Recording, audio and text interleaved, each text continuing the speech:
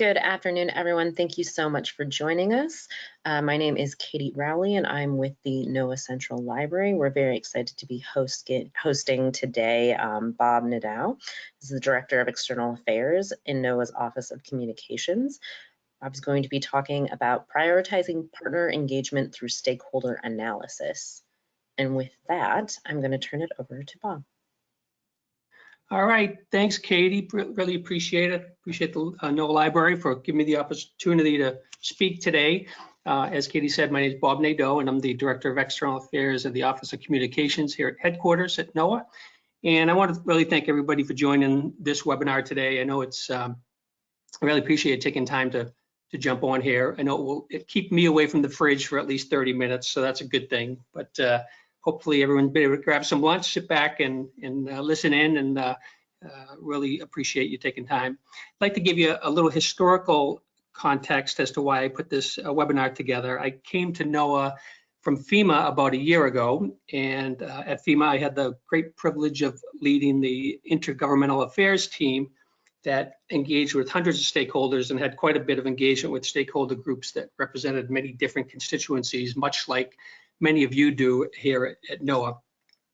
The team loved the process of building relationships, and you know, there are many important reasons that an agency builds relationships, and I thought that I would put this webinar together as a way to be helpful in my role as an external affairs director here at NOAA and provide some tools for you as outreach professionals that might help you navigate who to engage with, how to get the most out, and how to get the most out of those relationships.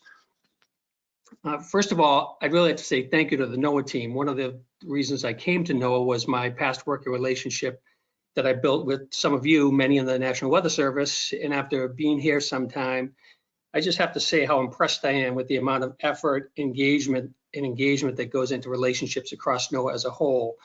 You and your colleagues are working regularly with external partners, whether they be national, international, state, tribal, regional, local levels.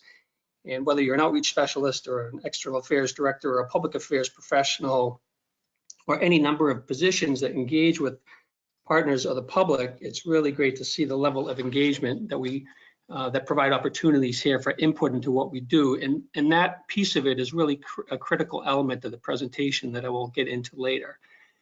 Bottom line for me is whether it's an agency or a company that calls it external affairs, intergovernmental affairs, public affairs, or another name for outreach and engagement, that information that we're sharing and the input that we receive from those relationships is really critical to our success.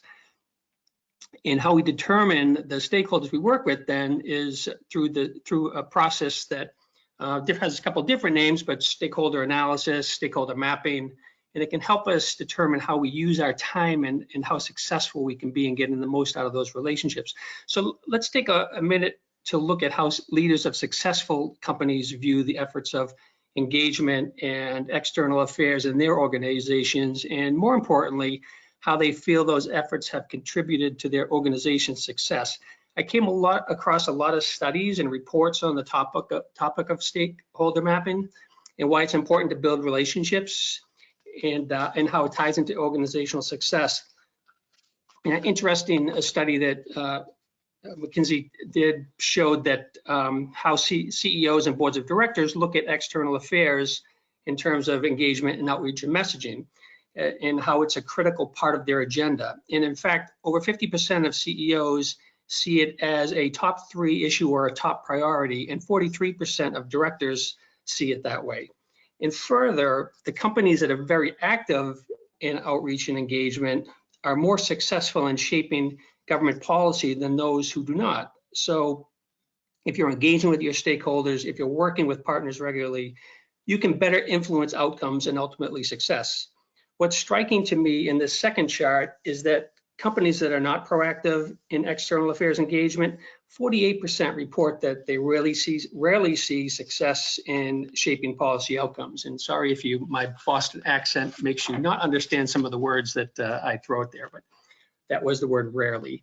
So McKinsey then asked companies which capabilities they are effective at. And if you look at the percentage differences in that third chart, in the capabilities that successful companies say they're effective at versus other companies, it's really striking. Building a fact-based narrative to support positions. That is what you must do in engagement and relationship building.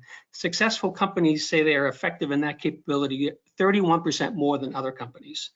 Tracking the quality of stakeholder relationships, that's a 27% difference between successful companies and other companies. In ensuring the external affairs agenda is aligned with the company priorities, in other words, we are engaging in support of our priorities, there's a 26% difference. So as you see some of those key capabilities that successful companies say they are very effective at, there's quite a difference between the successful companies and those other companies that weren't engaging in those activities as effectively. CEOs want external affairs activities and engagement, outreach, and messaging to align with and support that organization's strategy, because a consistent message is important. Actions and words have to align. They want to know what positions stakeholders have so they can make more informed decisions. So let's talk about why we engage. What's the process of engagement? Why do we do it? And most importantly, in my mind, why is it important for our decision-making process? From an agency perspective, we're working on a number of different issues, and if we're all in sync, those issues we are working on are in support of the administrator's priorities and ultimately the mission of the agency. So sometimes it's a problem to address, sometimes we're looking at gaps to fill, there are issues that come up that were a part of the priority setting process, and we're working on ways to resolve those issues. The agency is then making decisions, and we're taking actions to solve those problems and address those issues, to fill those gaps. And what results from those decisions are often laws or regulations, maybe they're policies we put into place, maybe they're statements and guidelines we put out there, different products that help us implement actions, and oftentimes they'll help our customers and our stakeholders. But we have to remember that every one of those actions has consequences, and those consequences are going to impact customers we're serving, and maybe even people we were not intending to affect. The end result is that we will get a response and a reaction from people and organizations based on how it's perceived it affects them. If it's a positive impact, they may come out and say, great job, NOAA. We love these new regulations, to the extent that people love regulations. But there's also going to be times when we'll get a negative response. It could be severe, it could be mild. But the key is knowing who will respond and react and how they will respond and react. As an agency, it's important not to be in a position where we don't have any idea what these responses or reactions are going to be, because we won't be able to, number one, prevent them, but also we won't be able to respond to them in a timely and effective way. So to the extent possible, we want to make good decisions that will result in positive reaction and responses. And why is that? Well, we certainly don't want bad press, and we don't want to make decisions that upset our customers or don't help move towards our mission, because that's the most important thing for us, is how do we have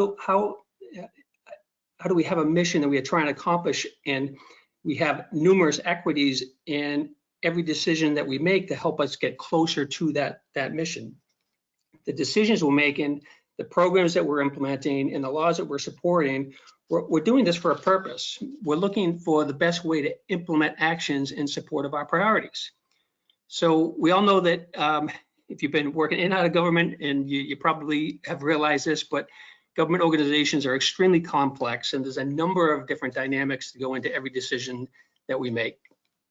But in the end, no matter how transparent we are, no matter how open we are with the process, and no matter how many people we involve in it, the actions we take are going to express our priorities, and how people see the end action is often a result of the relationship we have built with them. How the customer perceives that action is often going to be how we're viewed, despite our best intentions. So if you think back to the relationships that you all have, how many of you have had to take a call with a stakeholder as a result of a decision maybe NOAA made, or maybe a past agency that you worked with, or a past organization, and the customer didn't like it? And think about how different that call is when you get it from one stakeholder who you have a trusted relationship that you've built over time, versus a stakeholder that you haven't engaged with very much, or maybe, frankly, you probably wouldn't even receive a call from them because there's no relationship there. It's night and day. It's manageable versus unmanageable, because relationships matter. So let's talk about a little bit about the dynamics behind decision making and how they affect outcome. We want to make sure that we are in a position of understanding our customer. This slide is, it's kind of a cool way to look at how we as an agency need to understand the positions of our customers on issues before us. I think many of us are familiar with how our various partners stand on some of the critical issues we face each day as an agency. Sometimes stakeholders will engage us directly on the issue. Sometimes their positions play out in the press, but we want to make sure that we don't assume all we need to know about their positions are in the headlines or the statements. We have to look beneath the surface to get a true understanding of what is going into their rationale for taking a position on an issue. For any agency to truly understand what is behind a given position, we need to know we need to know about those inherent interests that go into that decision, that drive the positions they are taking publicly. So there's a number of different reasons and motivations for why organizations take a position on a particular issue. Could be at the core of their mission. It could be profit motivated. There could be political reasons, philosophical issues. It could be a value driven reason that based on the values of their leadership. And so if all we're looking is at the surface and looking at what the organization is saying publicly, we won't have a full understanding of what is driving them and their motivations and what goes into their decision-making process. To get below the surface requires us to build relationships. And building relationships with stakeholders helps us understand their mission, what their goals they're focused on, what they're prioritizing from year to year, how those values of the organization helps influence those priorities, what their goals are and what drives their agenda. Knowing actions they plan for the next 12 months helps us understand what to expect and helps us inform our own decision making. Perhaps that helps us align with their agenda, thereby increasing their support of our position. Or if not in the direction we're going, that's okay. We need to know that. It allows us to prepare for the response and reactions we talked about earlier. The more we know about their priorities and needs, the better we're able to make decisions and help them meet some of those needs, especially if it helps further our mission goals. So we need to build relationships as a way to understand our stakeholders and what drives their decision making to act in a certain way. This is at the heart of relationship building from an external affairs standpoint and the government affairs perspective. Informed decision making. It's one of the most important reasons why we share information and meet with organizations and analyze what they tell us about their goals and priorities, to bring information to our leadership about those we work with and serve so it better informs our own decision-making process. So when I was back at FEMA each year, I would ask my team to go out and take some time to sit down with our partners and get a better understanding of their priorities for the upcoming year and see if there were opportunities for us to collaborate. This is also an information gathering exercise. I didn't want them to miss a piece of critical information. It was like that missing piece of the puzzle. We couldn't properly inform our leadership of the whole picture if we didn't have all the pieces of that puzzle. The information that we don't have can totally transform the way in which we come up with decisions as an organization. Relationship building is certainly a long, ongoing process. A lot of work is done up front and behind the scenes. So making sure we have what we need to make decisions that are in the best interest of the mission is critical. So I always approach relationships in terms of three things. Who are the stakeholders for a particular issue? What are their strategic equities in that issue? And what is their ability to influence the issue?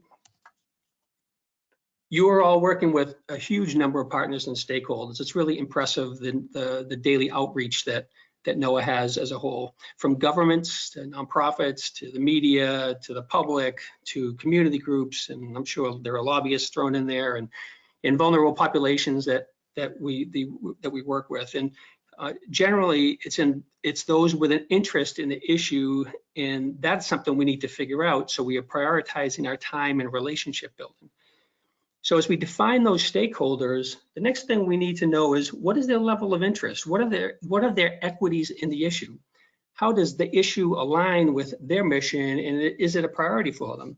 The depth of support or lack of support of an agency action will often depend on how it aligns with stakeholder priorities and the equity they have in that issue.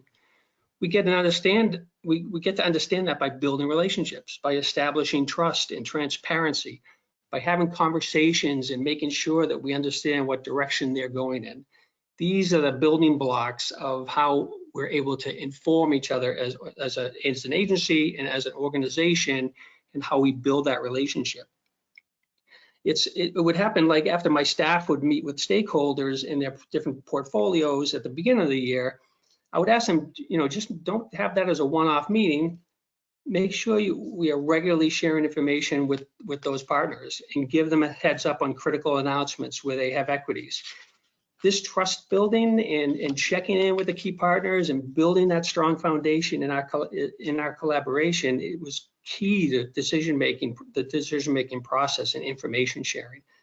Priorities can change and positions on issues can change, so it's important to stay close to those relationships and continually build them so we're not surprised by sudden changes in direction. The same practice apply to NOAA, and I see it a lot. I see it each day as I work the different lines and offices. The more we meet with stakeholders, the more informed they are about what we're doing, and we end up with more information about their priorities, which helps inform our leadership's decision-making process. Stakeholders don't always throw all their cards on the table. We're not going to know everything that goes into the decision-making, but the more we build the relationship, the better you'll get to know the players, and that trust is built.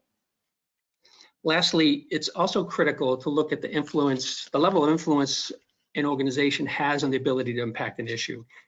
Can they enhance or detract from support among their constituencies? Can they help push a program forward, or could they actually halt an agency action? We love to know who supports our actions and utilize that influence, but it's also important to know how others who may not support our direction can influence the implementation of the action. Just knowing if they would go to the media and support or opposition is important, especially if they are influential. Their influence on the Hill, for instance, can impact funding. It's not always tried and true that a stakeholder who has strong equity in a particular issue also has strong influence on its success, but these are really important things to know.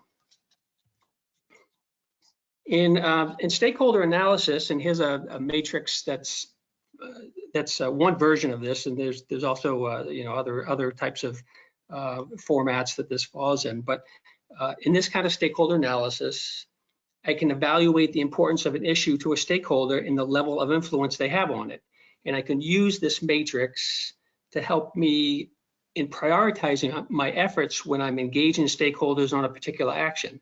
It's a good strategic planning tool as you look to move forward on a rollout and want to evaluate which organizations might be beneficial partners and which may not. It's also an interesting way to look at balancing the equities and the influence of an organization. So on the left-hand side, you have the different levels of influence, and in the bottom, you have the importance in which the issue aligns with the organization's strategic equities. So what we can do is, depending on the issue, apply our knowledge of that relationship to determine how important the issue is to them and how they can influence its passage or implementation or funding, etc. Then we can manage the relationship accordingly based on that evaluation. This tool allows us to prioritize our efforts and inform decision makers about who the key players are on a particular issue. Some versions of this matrix use different verbiage, but the goal is really the same. The equity an organization has in an issue or a decision can range from inconsequential, in that they really have no skin in the game, or it could be critical to their mission and of high importance.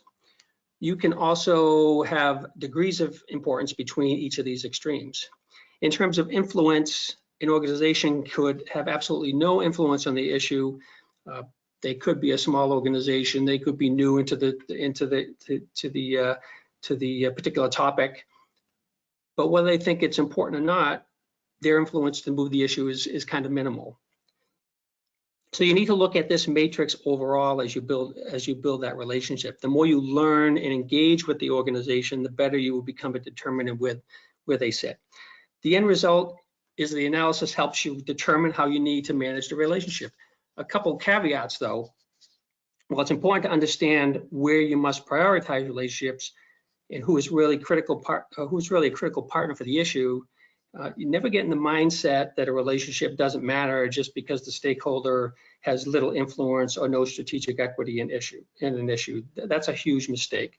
Positions can change, strategic importance can increase or decrease, and influence can change. If we're not paying attention, then we may give a stakeholder enough of a reason to coalesce behind an issue with other organizations, and we may never even see it coming. Organizations and people are very passionate about issues, as you all know. You are all very passionate about the issues that you're working on. And they can get together and support each other on different issues that may not be a priority for them, but they can be supportive of other organizations and have that support return later. It's all part of politics, but it's a strategy. So it's always important not to totally ignore where someone sits just because a chart says, hey, they are not very strong on influence in this particular issue, and it's not very important to them. It's just a matter of where they fall in and how we manage that relationship.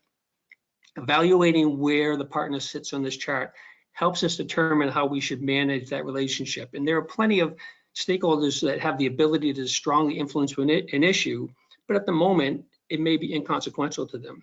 Again, we don't want to downplay their power to influence just because they're not interested in the issue at that time. Give them some attention, inform them, adjust course if they do. Perhaps we even utilize their influence, focusing on where they could be shared equities. An organization with little influence in an issue they care deeply about needs to be kept informed. They are an advocate if we have the same position, but they won't be an advocate if we ignore them and simply due to their lack of perceived influence. Organizations on the top right section of the matrix need attention, and that relationship needs to be managed closely. We hope we are on the same page, but if not, there's more of a reason to continually seek ways to build bridges. Could be a congresswoman in leadership or a major association or strong community groups. We need to know who these strongest players are and manage their relationships accordingly.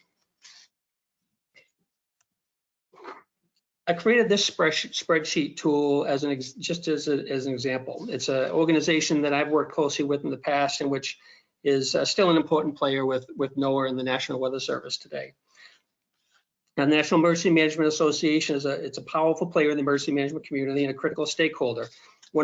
So if you look at the top left there, one of Administrator Jacobs' priorities is to use the new forecasting technologies to help improve the accuracy of forecasting through EPIC and other technologies and tools.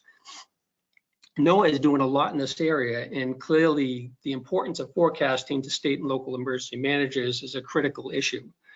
So based on our need to build collaboration and progress for this priority, we want to identify which organizations this issue is important to. Based on the relationships we have with stakeholders and our knowledge of their priorities, there are certain numbers of stakeholders that will certainly be very supportive of our efforts in this area. At a minimum, we want to keep them informed about what we're doing in that space. For those who have influence and strategic equities, we want to do more than inform. We might have to tap into that influence at some point. So as we use this tool, and these are all available for download, so you can certainly use these and as you see fit. We simply have to enter the information about the information we know and build on it as we collect more information about the organization. So NEMA is a state level stakeholder, an association that supports and advocates on behalf of state emergency managers and state emergency management agencies, and they build policy support to make the nation better prepared. As we go through the chart, kind of simple, fill in some drop downs on here as you need them. We know their predisposition is to be supportive, and they're supportive of current and enhanced forecast and technology efforts that improve forecasting. From our past engagements and discussions with them, we see potential anticipated issues from their perspective. We know that states have limited funding capabilities, but NEMA will often seek ways with the states to build collaboration and support our efforts through improved and increase these technologies that might be through congressional funding efforts or even state legislative initiatives with state emergency management directors. So there's different ways that NEMA is working these issues. Their motivation is that forecasting tools are critical for them. They have great relationships with our Weather Service offices. They use that information from the National Weather Service to advise the public about adverse weather and wildfires and potential disasters. And state emergency managers' goals are to increase preparedness and reduce impacts and loss of life, and that's the same for NEMA. The level of influence for NEMA is strong. They have relationships with governors and on the Hill and work closely with many federal agencies. And you add that to their collaboration with the thousands of emergency management agencies and their ability to coalesce 56 different state and territory emergency management directives behind a particular issue that relates to forecasting, then they could be a strong potential advocate for NOAA. For all the reasons mentioned earlier, their strategic equity, the importance of this issue to their mission is high. So if we go back up to the previous matrix, they would be up there in the upper right-hand corner. So what does that mean for us? What are NOAA's expectations, and what do we all want from the relationship? Clearly, we want support for an initiative that has shared equities and goals. And we want to look for opportunities to collaborate and to partner with NEMA so that we can amplify the importance of these resources to emergency managers.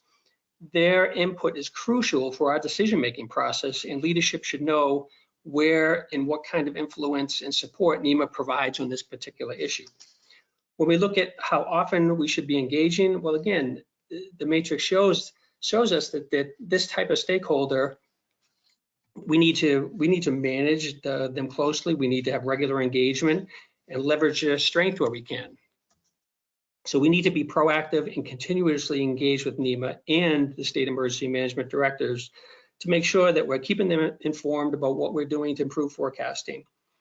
We can also engage with them personally or at conferences and at board meetings, but ultimately the priority of this relationship is high. So this tool gives you a way to go through a relationship and think about this in a strategic way, and then come out with a path forward to how we look at relationships and how we need to manage them. You're probably not going to have time to do this for every single one of the dozens or maybe even hundreds of relationships that you have out there, but you do have to prioritize those that need to be focused on and can be important to our mission, because we don't have the time every minute of the day to work with a myriad of different stakeholders. But this does give you the opportunity to build on an issue-by-issue basis. So I'm hoping this was really helpful to you. It's one way to help us prioritize relationships. And as Egret said to Jon Snow, you know nothing. And what she really meant was, if you don't get to know our partners and build relationships, we can't provide the information leadership may need to make informed decision making. And then you end up with some bad looking dragons coming your way. So thanks again, and feel free to use the tools in this presentation if you'd like to. Hopefully it helps you build stronger relationships and enables you to prioritize the ones that are important to your mission. Thank you for all you're doing with our stakeholders. It's a tremendous amount of great work being done out there, and impressive by any means. And hopefully some of these tools will help you even more in your strategic analysis of directions forward on particular issues. Some great priorities that the administrators pushing our way to work on and support, and hopefully this will be helpful to do that. So Katie, that's what I got, and thank you very much for all your help. You're welcome, Bob. Thank you. The main question is, where can they find this stakeholder analysis matrix? And I will answer that. Bob has shared with me an Excel sheet, which I will be sending to everyone who registered for this webinar. So you will be receiving that via email, along with a PDF of these slides after the conclusion of our talk today. Are there any other questions for Bob? Okay, we have a question from Brenna Sweetman. Thank you for this presentation, Bob. Could you share advice or insights on conducting stakeholder engagement, such as social network analysis, needs assessments, or product and service evaluation with the Paperwork Reduction Act requirements? Well, I think that the great thing about all the resources out there now are that there's many different ways where we are able to see stakeholders that are supportive of efforts we do, and thanks to social media, we're able to see a lot of people that may not be supportive of actions we take. So I think that the important thing is that, you know, you can't respond to everybody. And as much as we're very customer service based, and we want to be able to get back to every single person that might make a statement, or every maybe critical assessment of what we do, I think the important thing is to utilize that information to better help inform our decision making over the long run. If we see opportunities, whether it's through stakeholder relationship or whether it's through social media or letters that we get from supporters or information that we see in the media, if we see opportunities to engage stakeholders that would benefit the agency and the mission, you know, I take those opportunities to reach out. You know, the worst that can happen is maybe it's not a priority for them at that time, but I've had opportunities where I've simply reached out based on something that I've seen in the media and helped establish a relationship based on that effort. So I say that you know, you prioritize. Obviously, you're going to prioritize the direction you have to do. You can only do so much at one time. But look at those opportunities where there's opportunities to enhance support for a mission or direction, and reach out and look at establishing, you know, a relationship. And if it works out, that's a benefit for the agency. And I also have taken opportunity to speak to people who have not necessarily supported what we're doing, but it gives us more information about why there might be opposition, and again, it helps inform leadership. So take those opportunities when you can, and you just have to balance those based on opportunities that present. Thanks, Bob. I'm going to refocus that question really quickly because I think the end of the question got lost. But how would you do this with the Paperwork Reduction Act requirements? That's a good question. I think that what I've tried to do is, you know, work with my leadership and where to best utilize the resources that I have to make sure that we're in compliance. That hasn't been a barrier to me in many cases. So it's something that I think that you probably just have to take on a case-by-case basis and see where there might be challenges from the act that prohibit you from taking certain action. But I haven't run into cases where that's been an issue for me at this point. So I'm probably not the best person to figure a way to get around it. So. Great, thanks, Bob. Our next question. How do you keep track of stakeholder relationship information when many NOAA staff are interacting with the same stakeholder organization at different levels? Great question. And one of the questions I got when I was you know, applying for the position that I'm in now. You know, I think that part of as I've had discussions with line offices and in offices, is that there's almost like a common desire among everybody to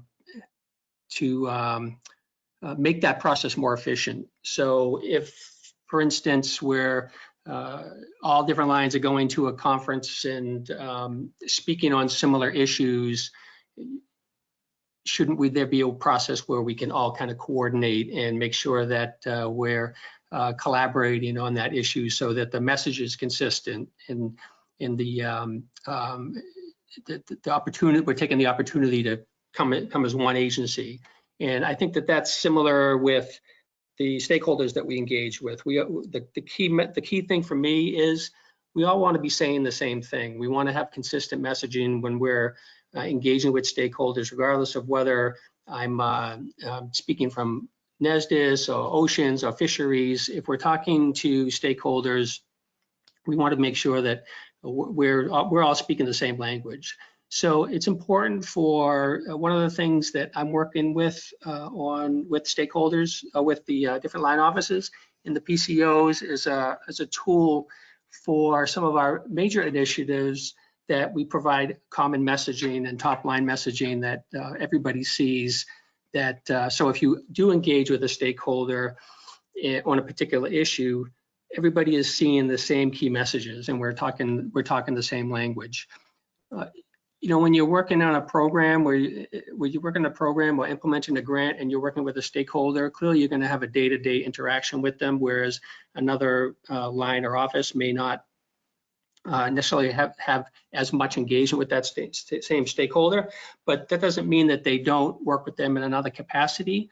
So the key for us is just to be consistent. We don't want to give confusing messages to our partners, and I think one of the ways that we're trying to help is to provide consistent messaging across all the lines, so that when we do engage with common stakeholders, we're saying consistent messaging and we're all supporting the same end result. Great, thank you, Bob. Our next question, what does success look like in how we evaluate our stakeholder relationships? Your last slide has analyze on the right side. What is involved in the analysis of our relationships to demonstrate we are being effective in our stakeholder engagement? So success, I think that there's a couple of ways I always looked at success. And, I share a lot of information from the lines and offices that go out to stakeholders. And one of the easiest ways I find that I know that I'm doing something helpful is I get a lot of good feedback on the information that I'm sharing to those different partners. And they'll reach out directly to me and say, hey, thanks for this. Can I get some more information on a particular issue? And so they're supportive of the efforts that is going to go on across NOAA.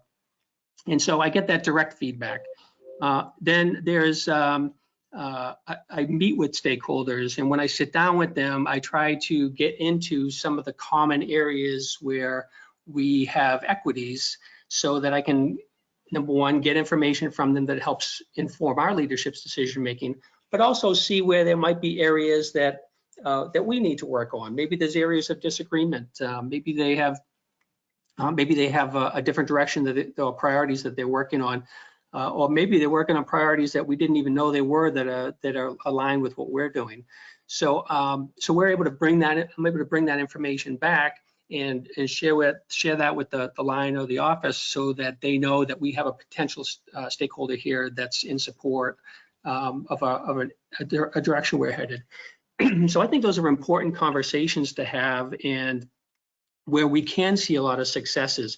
I had a recent meeting with the National Association of Manufacturers, and in coming out of that discussion, they said, based on what we've all talked about, and based on the different priorities that NOAA's focus on and what their priorities are for the year, we'd like to do some collaboration with your organization. It doesn't have to be something formal, but maybe we can informally collaborate among manufacturers on sustainability issues.